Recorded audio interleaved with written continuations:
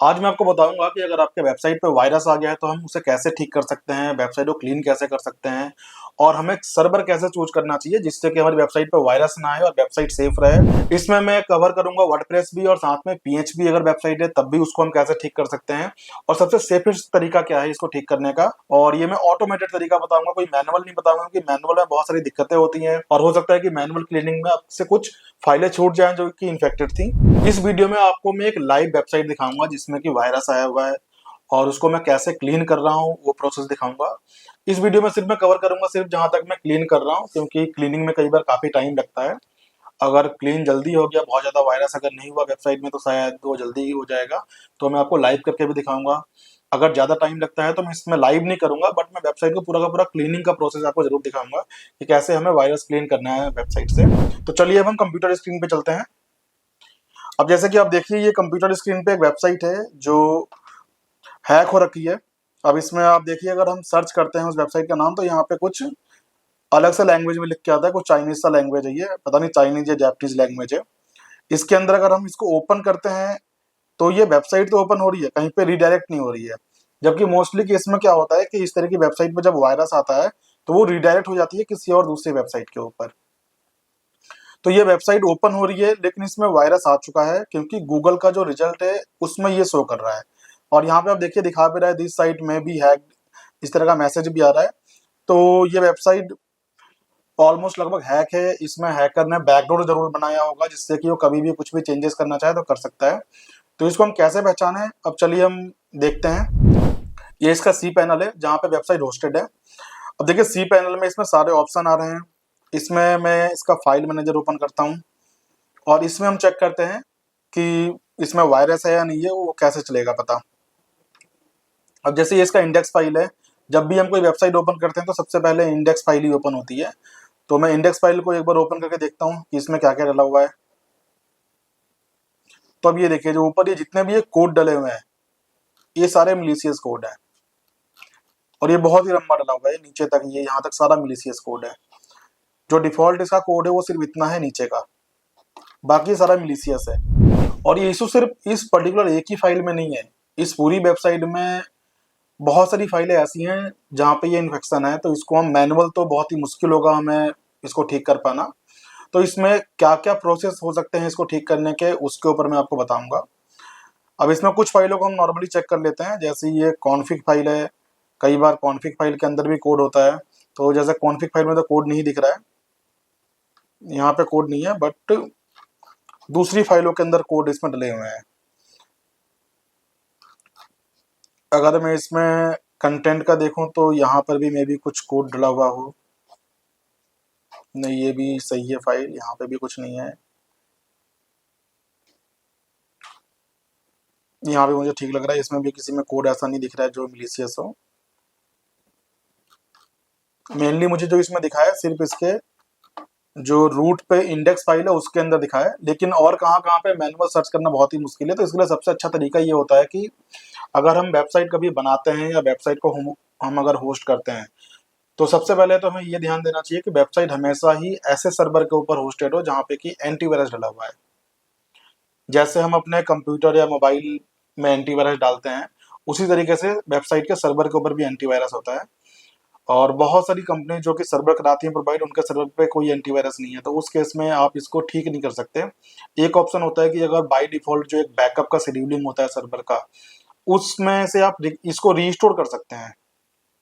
जो कि बहुत से सर्वर का होता है कि 24 घंटे का बैकअप रखते हैं, बहुत से सर्वर जो 1 हफ्ते तक का पुराना बैकअप रखते हैं, तो वहां से आप रीस्टोर कर सकते हैं। लेकिन आपको ये पता होना चाहिए कि साइट में इशू कब आया है। अब चला पता आपके साइट में इशू आया है 15 दिन पहले, लेकिन आपको अब चला है पता, तो 15 दिन पहले इशू जब आया है तो उस टाइम से पहले का बैकअप होगा तभी आप कर पाएंगे रीस्टोर। तो इससे बचने के लिए सबसे अच्छा जो तरीका है कि सर्वर के अंदर एंटीवायरस होना चाहिए। अब इस प्रॉब्लम को सॉल्व करने के लिए मैं जो कर रहा हूँ वो मैं आपको सारा प्रोसेस दिखा रहा हूँ कि मैं इसमें क्या कर रहा हूँ। मैंने इस कंप्लीट वेबसाइट का बैकअप ले लिया है, इसको मैंने कंप्लीट फोल्डर को जिप किया है, जिप करके मैंने डाउनलोड कर लिया है और एक दूसरे सर्वर पे मैंने अपलोड किया है, उस सर्वर पे जिसमें कि एंटीवायरस है ऑलरेडी डला हुआ। और मैं वहां से इसको स्कैन करूंगा।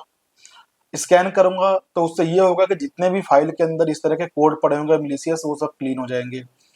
उसके अलावा जो इसमें और जो मुझे काम करना है कि ये वेबसाइट पे वायरस आया क्यों, वो मुझे चेक करना है। तो उसके लिए जो एक रीज़न हो सकता है कि अगर हम वर्डप्रेस की वेबसाइट बनाते हैं, तो वेबसाइट बनाने के बाद बहुत से लोग उस वेबसाइट को अपडेट नहीं करते। जबकि वर्डप्रेस का हर 1-2 महीने में नया अपडेट आता है और उस अपडेट में वही सिक्योरिटी पैचेस होते हैं, जो आइडेंटिफ़ाई हुए रहते हैं कि ये कुछ इश्यूज़ हैं। तो उसके बाद कंपनी फिर उसमें अपडेट करती है और उन इश्यूज़ को फिक्स करती है। जैसे हमारे कंप्यूटर के अंदर होता है या जैसे मोबाइल के अंदर होता है कि उनका जो विंडोज़ का पूरा अपडेट आता है या फिर एंड्रॉइड का पूरा अपडेट आता है, तो उसमें भी इसी तरह के फिक्सेस होते हैं। लेकिन अगर हम वेबसाइट बनाते हैं, तो वेबसाइट एक बार बनने के बाद लगता है कि साइट तो बन गई है, परमानेंट चलेगी। जबकि हम ये भूल जाते हैं कि ये जो वेबसाइट हमने बनाई है वर्डप्रेस की, ये एक तरह से पूरा एक सॉफ्टवेयर पैकेज है, जिसका कि टाइम टू टाइम अपडेट करना ज़रूरी है। इसके अंदर हमें सिर्फ़ उसका वेबसाइट का वर्ज़न ही अपडेट नहीं करना होता है, पीएचपी का भी वर्ज़न अपडेट करना होता है, कि उसमें हम पीएचपी का कौन-सा वर्ज़न यूज़ कर रहे हैं। पीएचपी का अगर हम आउटडेटेड वर्ज़न यूज़ करेंगे, तो वहाँ पे कुछ ना कुछ इश्यू होगा, तभी नया वर्ज़न आया है। तो हमें नए वर्ज़न पे हमेशा स्विच करना चाहिए। और ये भी वेबसाइट जो हैक हुई है, इसमें कुछ रीज़न ऐसे ही रहे हैं कि इसका वर्ज़न जो है आउटडेटेड है।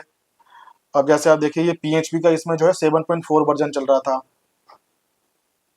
वर्डप्रेस का जो अगर बैकएंड खोल के देखेंगे, तो उसमें भी पुराना आउटडेटेड वर्ज़न चल रहा था। तो ये कुछ रीजन है जिसकी वजह से साइट हैक हो सकती है या हैक होती है। तो अब हम इसको ठीक करने के प्रोसेस पे लगते हैं। ये मैं आ गया हूँ नया सर्वर पे, जहाँ पे मैंने ये डेटा पूरा का पूरा अपलोड कर दिया है। ये इसका डेटाबेस है और ये इसका फ़ोल्डर है। मेरा प्लान है कि मैं इसी सर्वर पे इसको अब होस्ट करूँगा। लेकिन मैं आपको पहले दिखाता हूँ कि इसको मैं कैसे ठीक कर रहा हूँ। मैंने कंप्लीट जो इसका फ़ोल्डर था, इसको एक्सट्रैक्ट कर देता हूँ पहले।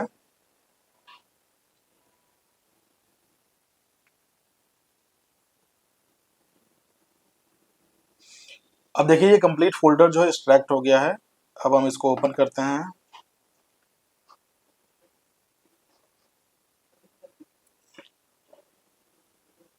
अब देखिए, इसमें कंप्लीट जो मैलिशियस कोड है वो पड़ा हुआ है।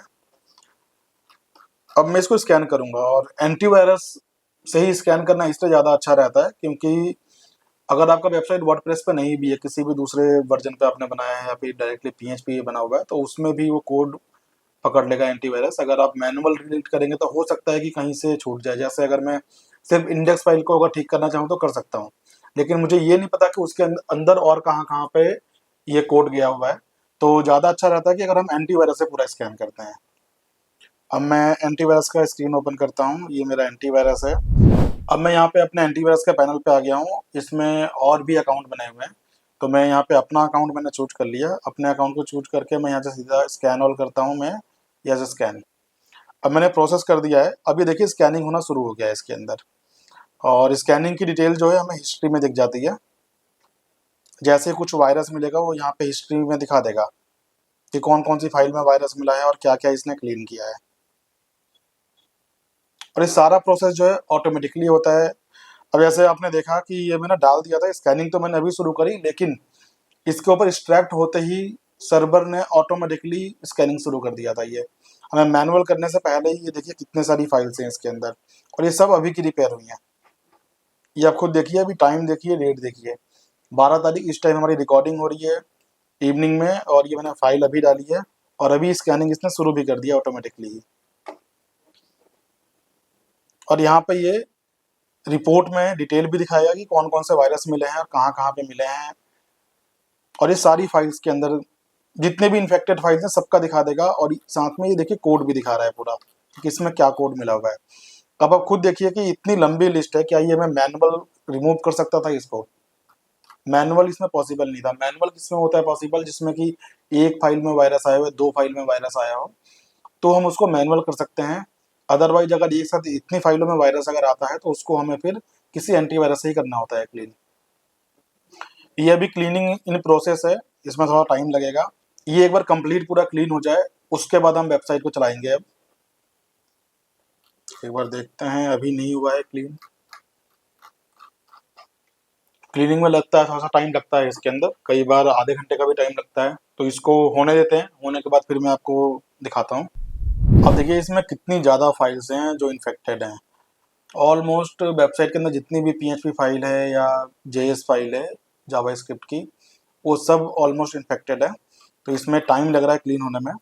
क्लीन होने के बाद इसमें ज़्यादा कुछ हमें नहीं करना होता है, सिंपली वेबसाइट को पूरा का पूरा कॉन्फ़िगर कर देना है इसके अंदर। लेकिन अगर आप कभी इस तरह से करते हैं, अगर आपके सर्वर में एंटीवायरस है तो पहली बात तो उसमें वायरस आएगा नहीं और पहले ही क्लीन हो जाएगा। अगर एंटीवायरस नहीं है, वायरस आ भी जाता है, तो उसमें आपको फिर किसी ना किसी ऐसे सर्वर पे शिफ्ट करना चाहिए जिसमें एंटीवायरस हो। अदरवाइज आप मैनुअल क्लीनिंग पे जा सकते हैं, लेकिन मैनुअल पे आप ये ध्यान रखें कि 100% क्लीन नहीं हो पाएगा साइट आपका। आप कुछ सामने सामने जो आपको फाइल दिखती है, जैसे इंडेक्स की फाइल दिख गई, कॉन्फ़िग की फाइल दिख गई, वो उसमें अगर वायरस कुछ मिला है तो उसको आप मैनुअल कर सकते हैं क्लीन।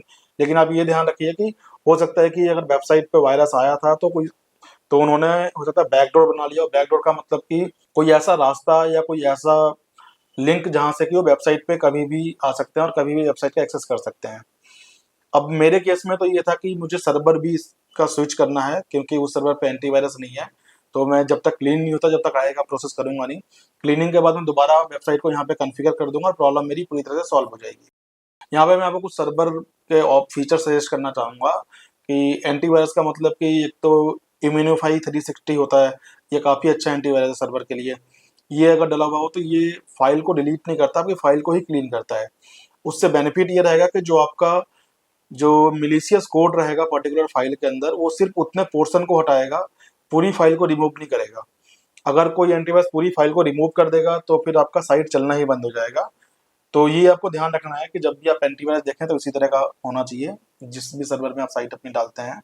और दूसरा आपको ये हमेशा ध्यान रखना है कि अगर वर्डप्रेस की वेबसाइट अगर आप यूज कर रहे हैं तो उसके अंदर आपका हमेशा वर्डप्रेस अपडेट होना चाहिए, प्लगइन उसका अपडेट रहना चाहिए, उसमें जो थीम आपने यूज किया है वो भी अपडेटेड होना चाहिए।